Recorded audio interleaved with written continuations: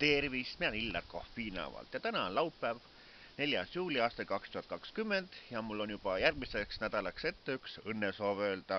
Nimelt 8. juulil on 39. pulma aastapäev meie estraaditiival Anne Veskil ja ta mehel Benno Beltšikovil. Ja selle puhul oleks mulle öelda järgmist. See oli 39 aasta eest, kui Benno Beltšikovist sai superstar Anne Veskile tubli ja truu mees ning õnn, truudus ja armastus oodaku teid kahte veel pikalt ees. Parimad õnnesoovid Annele ja Bennole abielu aastapäeva puhul. Ja on ka teada see, et Anne Veski ja Benno Beltšikovi abielu registreerimine toimus Pärnus. Aga kui teie soovite, et Illar Kohv mõnele teie sugulased, sõbrale või tuttavale teeks sellise õnnitusvideo, siis võtke minuga ühendust kas Facebooki kaudu või emailil hillar.kohv@mail.ee.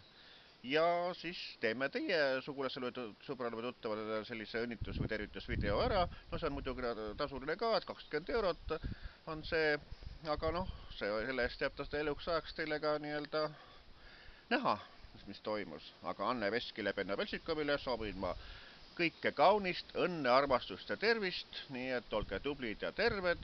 Nii ütlen mina, Illar Kohvinavalt.